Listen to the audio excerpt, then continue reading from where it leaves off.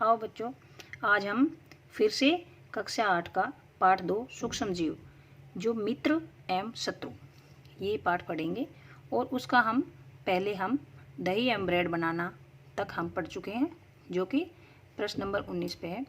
इससे पहले का हम ये सूक्ष्म जीव और हम पढ़ चुके हैं और मित्रवत सूक्ष्म जीव भी पढ़ चुके हैं। अब हम दही एवं ब्रेड बनाना से शुरू करते हैं। अब हमने पहले पढ़ा था कि कुछ सूक्ष्म जीव जो हैं वो हमारे मित्र भी हैं, जो हमारे लिए बहुत सारी वस्तु बनाने के काम आते हैं, औषधियाँ वगैरह बनाने के काम भी आते हैं, मृदा की उर्वरता के लिए भी महत्वपूर्ण है।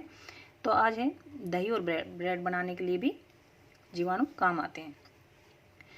तो कक्षा 8-7 में पढ़ चुके हैं कि जीवाणु दूध को दही में परिवर्तित कर देते हैं। कौन कर देते हैं? जीवाणु। हमने अपनी माँ को गर्म दूध में थोड़ा सा दही मिलाते हुए देखा है, जिससे दही जम जाता है। हमें आश्चर्य हुआ, ऐसा क्यों? कि गर्म दूध में, गुनगुने दूध में थोड़ा सा दही मिला देते हैं तो पूरा दूध ही दही में बदल जाता है। तो ऐसा क्यों? आगे पढ़ते हैं हम। दही में अनेक सूक्ष्म जीव होते हैं, जिन्हें लैक्टोबैसिलस नामक जीवाणु प्रमुख है। इसमें से लैक्टोबैसिलस जो जीवाणु होता है उसके कारण ही दूध है वो दही में परिवर्तित हो जाता है। तो ये याद रखना, वह दूध में जनन करके उसे दही में परिवर्तित कर देते हैं। ये दूध में गुणन करते हैं, बड़ी तेजी से जनन करते हैं और दही में बदल देते हैं उसे, दूध को। जीवाणु पनीर, अचार और अनेक खाद्य पदार्थों के उत्पादन में भी सहायक होते हैं। रवा, सूजी, इडली और भटूरे का एक महत्वपूर्ण संघटक दही है। ये इसका मतलब है कि सूजी जो है उसमें, और इडली बनाने के लिए और जो भटूरे बनाने के लिए उसमें दही, सूजी में दही डाला जाता है। इडली और जो भटूरे बनाते हैं तो उसमें दही जो डाला जाता है। क्या आप अनुमान लगा सकते हैं कि ऐसा क्यों? क्योंकि जो जीवाणु होते हैं वो क्या करते हैं, चावल के आटे के किण्वन में सहायक होते हैं और जिससे इडली और डोसा बनता है। जो दही होता है उसमें जीवाणु होते हैं और जो चावल का आटा जो होता है वो, या फिर सूजी इसमें, या फिर मैदा, इनमें जो जीवाणु, अगर ये दही मिलाया जाता है तो जीवाणु जो दही में होते हैं वो गुणन करते हैं और उससे आटा जो है फ्लफी हो जाता है, उसे फूलते हैं। जो भी बनता है जैसे इडली और डोसा या फिर भटूरे वगैरह जो होते हैं वो उससे फूलते हैं। चलिए आगे पढ़ते हैं।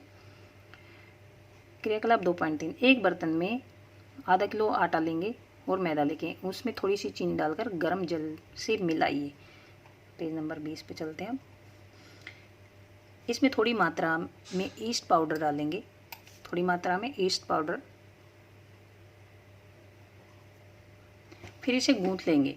आप 2 घंटे बाद क्या देखते हैं, आप जो आटा है वो, मैदा जो है वो उठा देता है, उसको फुला देता है। जो आटा हमने गूंदा था वो मैदे को उठा हुआ या फूला हुआ हम देखते हैं। तो ये ईस्ट पाउडर डाला है इसके द्वारा, इसी के कारण ये फूली हुई है। पहले देखा ऐसे थी और अभी ऐसी होगी। ईस्ट जो है वो तीव्रता से जनन करके श्वसन के दौरान जो कार्बन डाइऑक्साइड उत्पादित करता है, वो उसके जो गैस के बुलबुले हैं वो खमीर वाले मैदा का आयतन बढ़ा देते हैं। इसका क्या अर्थ है कि जो ईस्ट है वो बहुत जल्दी से जनन करता है।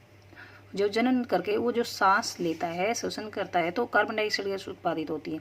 इस गैस के बुलबुले के कारण जो खमीर वाले मैदा है जो वो ऐसे बढ़ जाता है। ठीक है, तो यह बेकिंग उद्योग में ईस्ट के उपयोग का आधार है।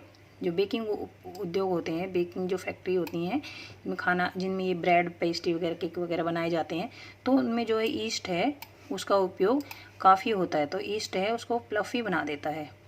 ईस्ट जो, जैसे ये मैदा को जो ज़्यादा बना दिया है, ये फूला हुआ बना दिया है। तो एक तो ये हमारा यूज ये हो गया। ईस्ट जो है ये केक वगैरह, ब्रेड वगैरह बनाने में काम आता है। एक उससे पहले हमने दही का जो देखा था, दूध को दही में बदलना। अब है सूक्ष्म जीवों का वाणिज्य उपयोग। वाणिज्य उपयोग में है, जैसे इसको फैक्ट्रीज वगैरह में उपयोग किया जाता है। जैसे देखो, बड़े स्तर पर एल्कोहल बनाई जाती है, जो शराब बनती है, एल्कोहल शराब, और एसिटिक एसिड जो बनाता है वो भी सूक्ष्म जीवों से ही बनता है, सूक्ष्मजीवों का उपयोग किया जाता है, जो गेहूँ, चावल एवं फलों के रस में उपस्थित प्राकृतिक शर्करा में ईस्ट द्वारा, देखिए ये हमने पढ़ा, ये जो गेहूँ जो फसलें हैं, गेहूँ, चावल, फल जो है इनके रस हैं, उनमें जो शर्करा होता है, उसमें शर्करा होता है, तो उसमें ईस्ट डाला जाता है। अब ईस्ट द्वारा क्या होता है, अल्कोहल बन जाता है और शराब बन जाता है। तो ये आपको समझ आ गया होगा कि जो हमारी जो गेहूँ, चावल जो फसलें हैं या जो है, इनमें ईस्ट डालने से जो अल्कोहल या शराब का उत्पादन हो जाता है। तो ये सूक्ष्मजीवों के कारण, क्योंकि ईस्ट में सूक्ष्मजीव है। अब ये क्रियाकलाप 2.3, 500 ml का बीकर लेकर इसमें 3/4 भाग जल भरिए, इनमें 2-3 चम्मच चीनी घोलिए और 1/2 चम्मच ईस्ट पाउडर डालिए। इसमें 4-5 घंटों के लिए उष्ण मतलब गर्म स्थान पर ढककर रख दीजिए। अब विलयन को सूंघ कर देखिए। हम उसको सूंघ कर देखते हैं तो उसमें गंध आती है, स्मेल सी आती है। तो यह गंध अल्कोहल की है। इसका मतलब कि जो अल्कोहल बन गया, हमने किस में घोला था, चीनी में जो है उसमें ईस्ट पाउडर घोला था, चीनी में ईस्ट पाउडर घोल के गर्म जगह पर रख दिया, तो उससे क्या बन गया, अल्कोहल बन गया है। तो अल्कोहल की जो स्मेल आती है, जो कि चीनी के अल्कोहल में परिवर्तन होने का कारण बना है। चीनी के अल्कोहल में जो परिवर्तन की प्रक्रिया क्या कहलाती, किण्वन कहलाती है या फिर फर्मेंटेशन कहलाती है।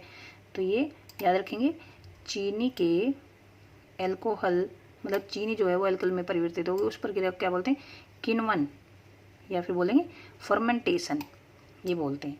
ठीक है। तो ये लुई पास्चर जो है एक साइंटिस्ट, उन्होंने किण्वन की खोज की थी 1857 में। किण्वन की खोज लुई पास्चर ने की थी। ये क्वेश्चन याद करना है, 1857 में की थी। अब उसके बाद है एक और यूज पढ़ेंगे हम, सूक्ष्म जीवों के औषधीय उपयोग। सूक्ष्म जीव जो हैं वो दवाई बनाने के काम में, औषधियाँ जो होती है वो दवाइयाँ होती हैं, तो दवाई बनाने के काम भी आते हैं। जब हम कभी बीमार पड़ते हैं तो डॉक्टर आपको पेनिसिलिन का इंजेक्शन लगाता है ये, अथवा कोई अन्य प्रतिजैविक की गोली देती है जो जीवाणुओं को मार देते हैं, वो प्रतिजैविक होती हैं, उनकी गोली या कैप्सूल देते हैं। इन औषधियों का स्रोत सूक्ष्म जीव हैं। लेकिन ये जो औषधियाँ बनी वो सूक्ष्म जीवों से ही बनी है।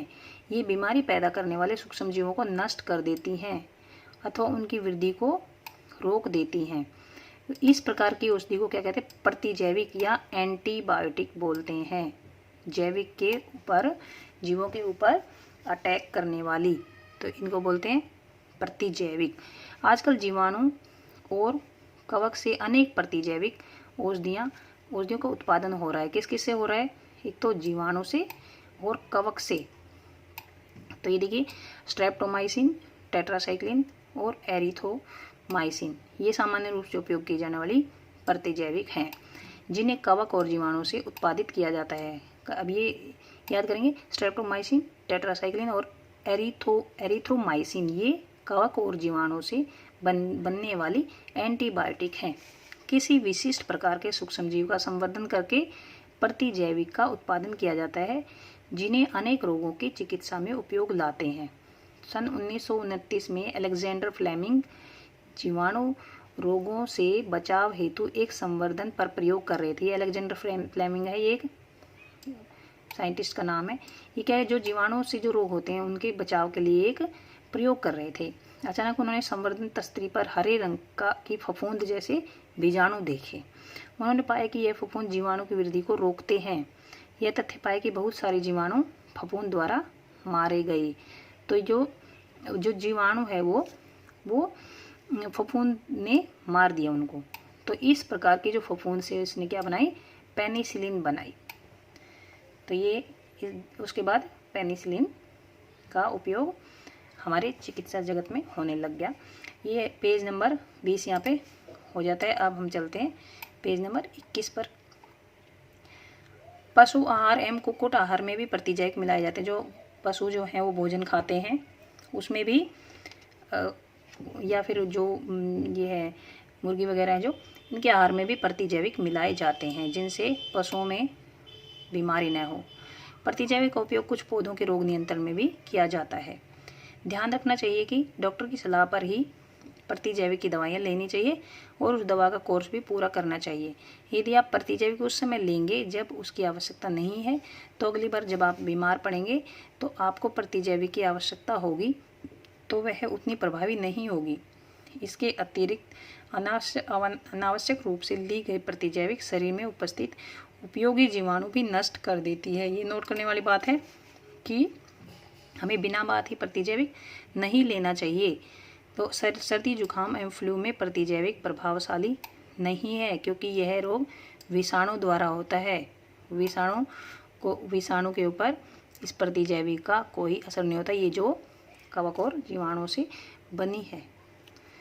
तो इसमें हम यहीं तक पढ़ेंगे। अब आगे वैक्सीन जो है, वैक्सीन में हम अगले वीडियो में पढ़ेंगे।